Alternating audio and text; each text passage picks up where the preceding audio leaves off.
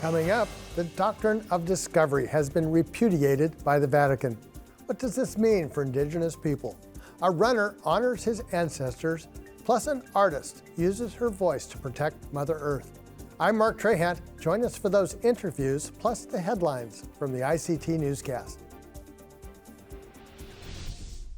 This program is made possible by the Corporation for Public Broadcasting, a private corporation funded by the American people.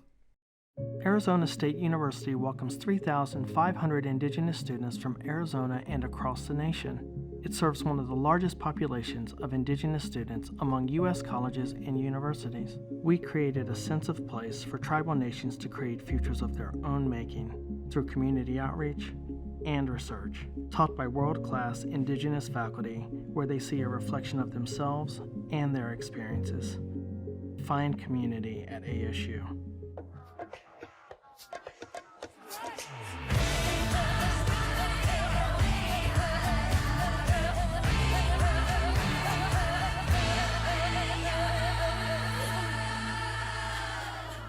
Thank you for joining us. A newly released study shows horses appeared in North America earlier than scientists thought. Many oral histories carried by Indigenous groups say their people had horses before Europeans arrived in their homelands. Research is now catching up to that knowledge, according to the journal Science. More than 80 scientists from various fields collaborated on the research that confirms the animals were here earlier than previously suggested. Upon analyzing horse bones gathered from museums, they concluded that horses were present in the grasslands by the early 1600s. Jimmy Arterberry, one of the study's authors and a Comanche tribal citizen, told the Associated Press, "We have always known and said that we came across horses before we came across the Spanish."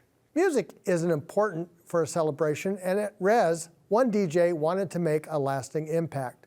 DJ Ty Ski shared his creative process with ICT's McKenzie Allen-Charmley. My name is Tyler Gray Mountain. I'm from the Northern Ute tribe of the Uinta-Ouray in Utah, and I'm a radio personality and also a DJ. DJ Ty Ski! I go by Ty Ski Love, DJ Ty Ski, all those monikers. What got me into DJing was the first time I bought DJ Rectangle, and it was in Denver of '97. Bought his mixtape, heard everything on there, and just fell in love with the sound of scratching, mixing, doing all kinds of crazy stuff. Music is one of those universal languages that speaks to everybody. You know, it's just a melody, a sound, something that just resonates into the soul, I guess you could say. Music can pretty much, if you're having a bad day, it can turn your day around just by hearing that one song that just makes you feel good. What mindset I have when I'm up there DJing is that, you know, I want to entertain the best that I can. I want everybody to feel good. You know, if you're having a good time, I'm having a good time because I'm in control and I'm trying to, you know, make everybody have an awesome time, feel good, creating memories. You know, that's what this is about. You know, Res is about coming here, networking, meeting friends, making new friends, leaving with a memory of like, oh wow, I got to go back again next year. All I could say is like, you know, follow your dreams, follow your passions, you know, something you love, follow it. Do what you love to do, you know. Nobody likes to be in a job to where they don't want to be there. You know, you got to love what you do, and that's what I do. In Massachusetts, a racist state seal depicting an Indigenous person may finally be changed. The Massachusetts state seal is everywhere, on the state flag, state police patches, and in notable places around the state's capital. It has been long criticized by Native residents for its depiction of violence by colonizers against Indigenous people. The Latin phrase on the seal translates to, "By the sword we seek peace, but peace only under liberty." In 2021, a 19-person commission was created to make changes to the seal. The commission missed its deadline for changes at the end of last year and asked for an extension. Last week, state lawmakers said the deadline is November 15th of 2023. After a new seal is created, lawmakers will still have to approve the changes. In Minnesota, Indigenous youth are adding their voices to an online mental health guide for their peers. The Native youth portion of the guide was created by the healthcare system Alana Health in partnership with the Indigenous Peoples Task Force. Young peers helped create videos to explain some of Ojibwe cultural practices and the importance of each method. The Change to Chill website lays out resources for Native youth to cope with anxiety and reduce stress in ways they know best. Ojibwe citizen and program manager Suzanne Nash spoke to ICT and said it was the youth in the program who led the way. To do videos on the 4 directions, using the 4 directions, using physical, mental, emotional, and physical health.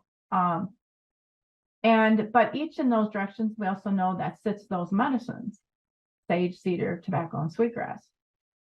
So the youth decided to work on videos using those elements. If you'd like to see Native youth created videos and other ways to reduce stress, visit changetochill.org. And those are the headlines for the ICT Newscast.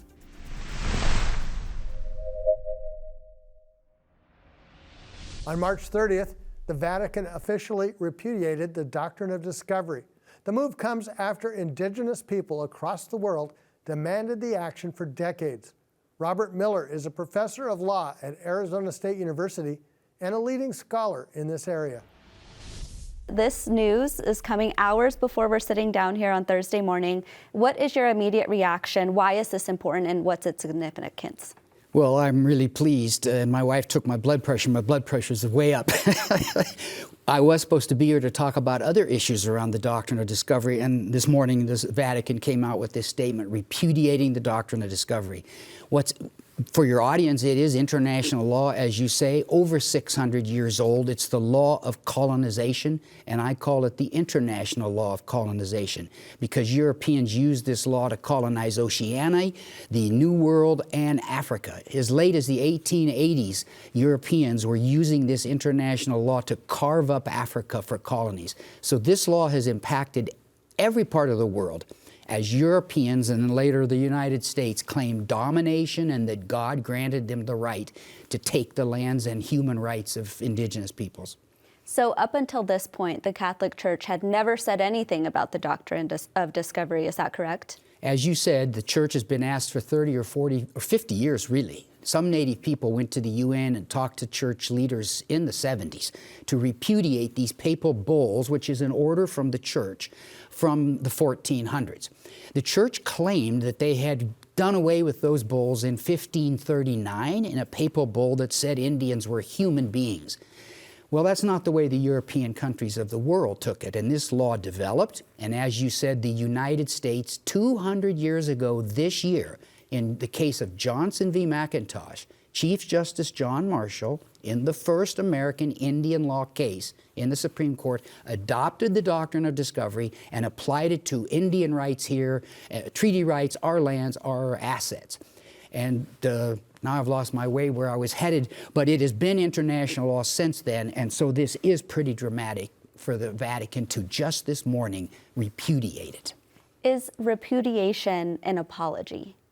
The Pope has apologized many times. The Vatican, I have a couple documents in front of me. In Bolivia in 2015, Pope Francis apologized at great length. He was in Canada just July of last year, and Canadian nations, the Indigenous peoples of Canada, thought he was going to repudiate the doctrine then, and he did not, which was a surprise to everyone.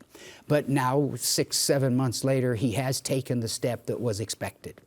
We know that the Doctrine of Discovery is the basis of several federal laws in the United States. What does this mean for those laws? The United States has adopted the doctrine, just as I said, in this Johnson v. McIntosh case that is 200 years old this year. Maybe the Pope waited to this year to repudiate the doctrine for the 200-year anniversary. But what the Church did is an important worldwide educational moment, but it doesn't change the law in any country. It doesn't change titles to land anywhere. And so as Phil Fontaine, who is a former national chief of the Assembly of First Nations in Canada, he's quoted this morning saying, well, thank you, Pope, but now it's up to the nations of the world to address colonization and to change laws that are based on racial discrimination, human genocide, ethnic cleansing, etc. So I've said this for decades. This is a great educational moment, but it's going to take far more than just the Pope repudiating these 600-year-old papal bulls to make real changes for Indigenous peoples.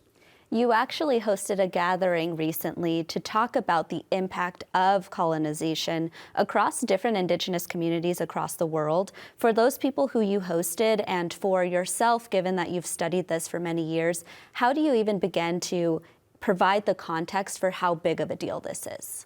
On March the 10th, we had a 7-hour Zoom conference with 13 speakers from South Africa, Norway, Australia, New Zealand.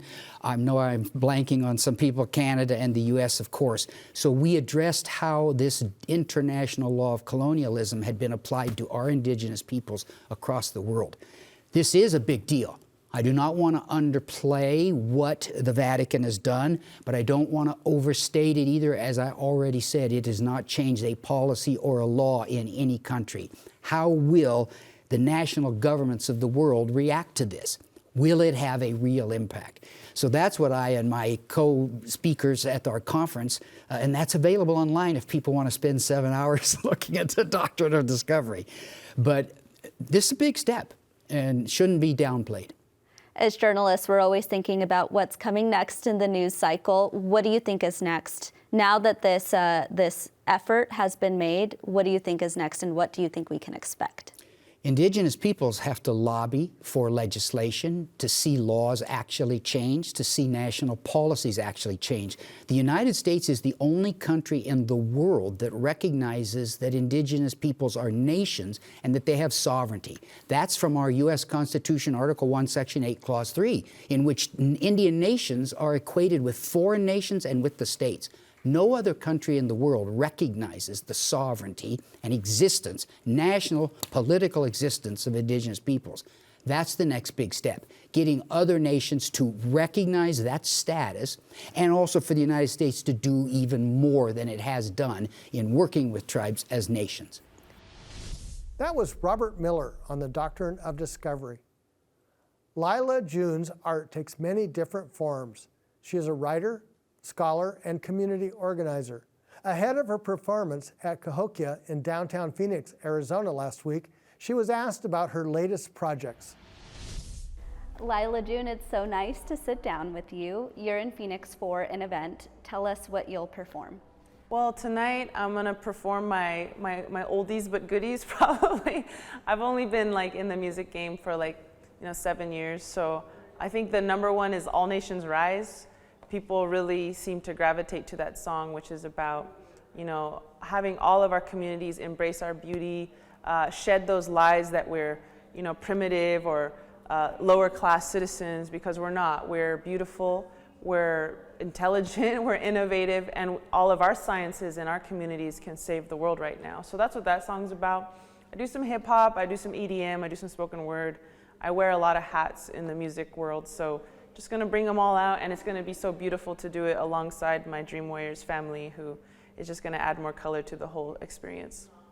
You mentioned you've been in the music game for 7 years. What inspired you to get started?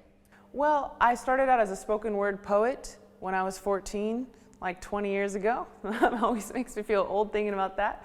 But poetry usually naturally evolves into hip hop, and then you get curious about acoustic guitar, and you get curious about EDM. So I think it's just wanting to tell our stories. As a journalist, that it's so important to speak our own narratives.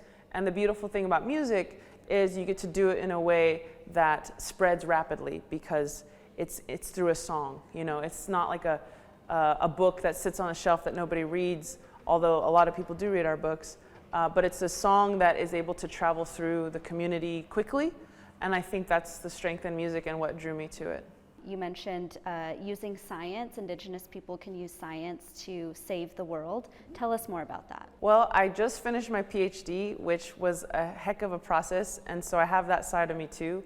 And it was all about our traditional land management techniques and the ways in which our nations across the continent were taking care of the water, taking care of the soil, taking care of the fire, burning the land intentionally taking care of the habitats and even augmenting habitats from scratch, so that more buffalo could exist, more salmon could exist, more chestnuts could exist, etc.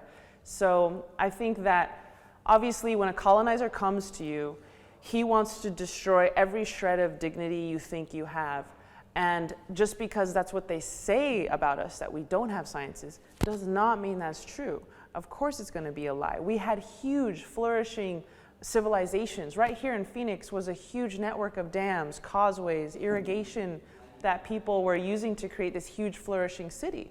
And Phoenix is just squatting on top of an ancient indigenous city. And so they want to cover up the ingenuity of our ancestors. They want to cover up the grandeur of our civilizations. They want to pretend like we didn't have the most exact astronomies in the world, which the Mayans had a more precise science of the stars than Europe did.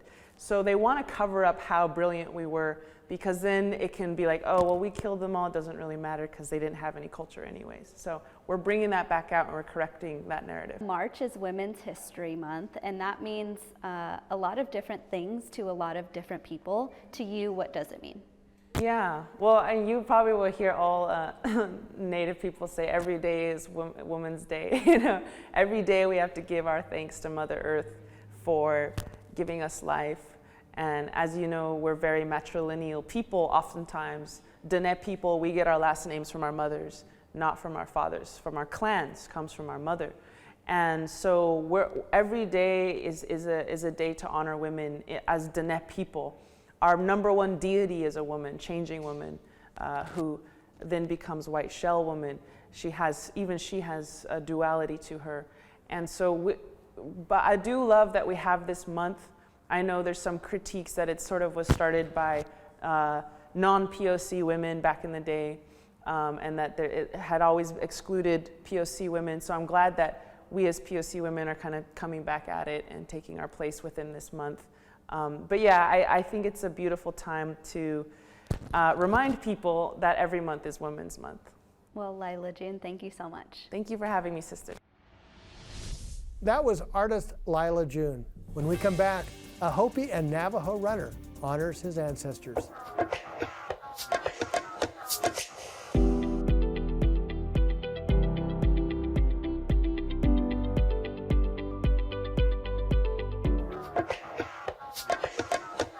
A Hopi and Navajo runner came in as the top American in the 38th LA Marathon.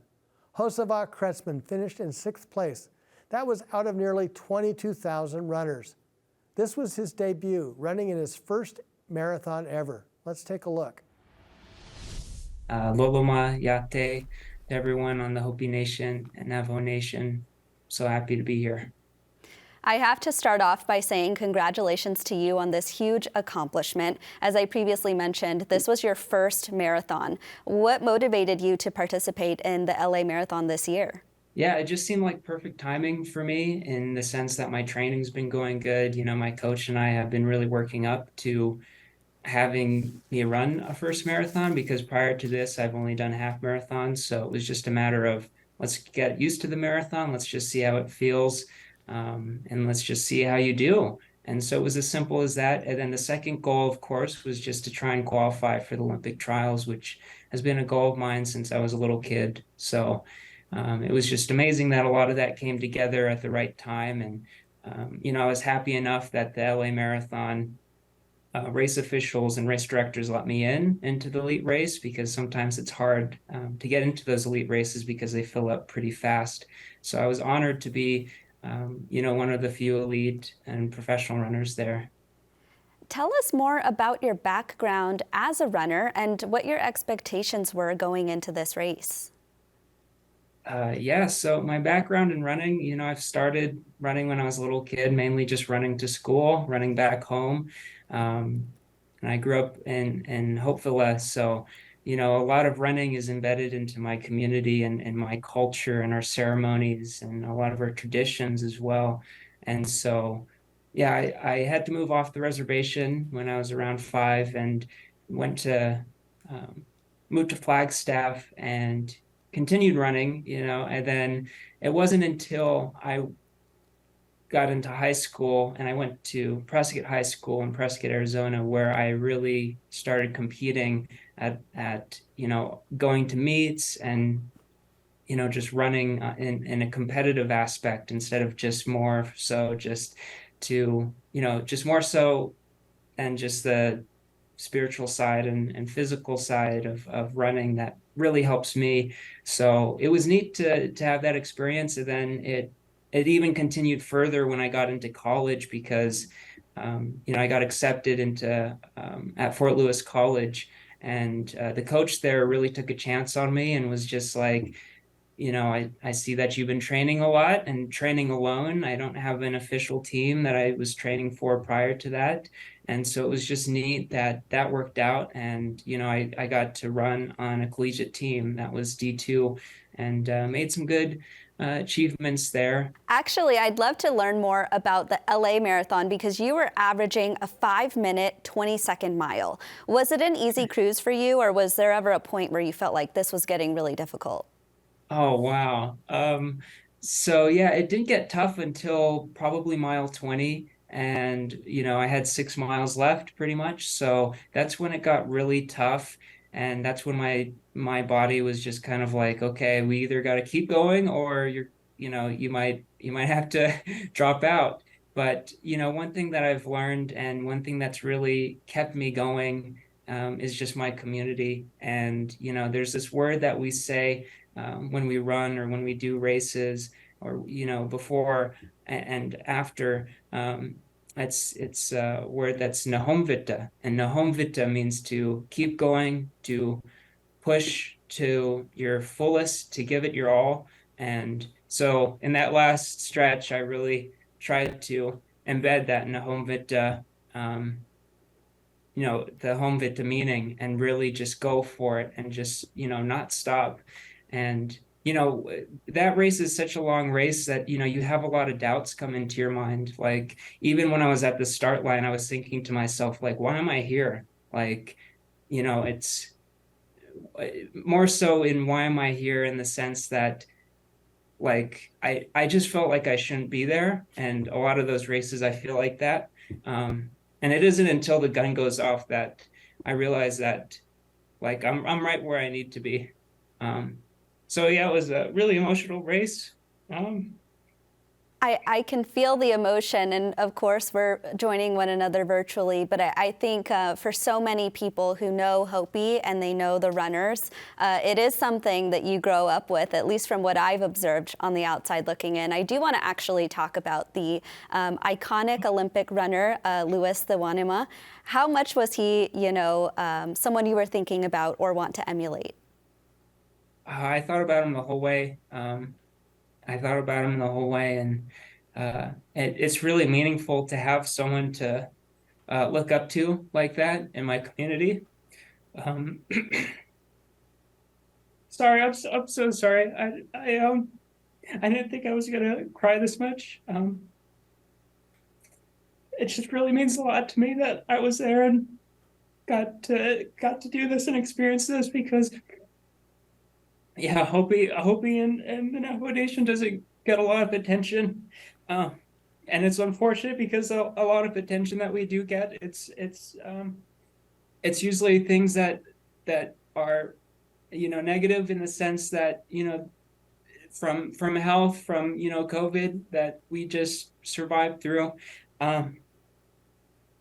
diabetes, through low graduation rates. It just means a lot that I'm here and that I'm really trying to do the best that I can. That was runner Joseva Kretzmann. ICT has been reporting from the Reservation Economic Summit this week in Las Vegas, Nevada. We'll feature lots more interviews next week. Here's ICT's McKenzie Allen-Charmley with an overview of the event. It's the nation's largest and longest-running Indian country business event. The 2023 Reservation Economic Summit kicked off its conference start at Caesars Palace. Featuring tribal leaders, members of Congress, and top CEOs, Res offers unique access to high-caliber networking. The theme for Res this year is Empowering for Generations. and the summit intends to do just that. We're really glad everybody's here. We're expecting a record number, close to 4,000, if not exceeding that, of participants. And it's about empowering. For many in attendance, Res means opportunity for growth. I'm here to meet a lot of people. I'm speaking, I believe, on 2 panels. One of them in particular is the SSBCI program, the State Small Business Credit Initiative with U.S. Department of Treasury.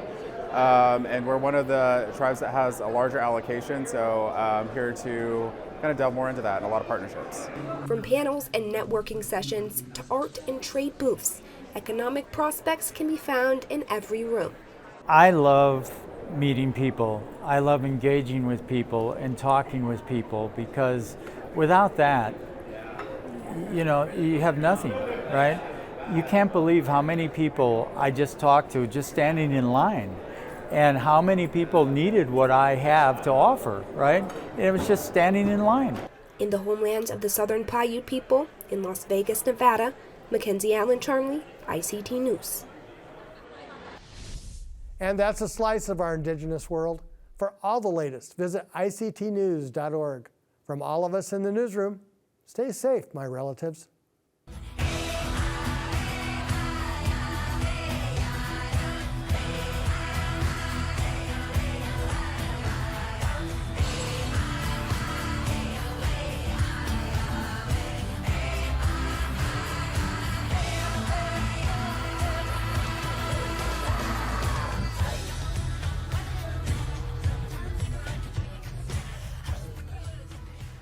This program is made possible by the Corporation for Public Broadcasting, a private corporation funded by the American people.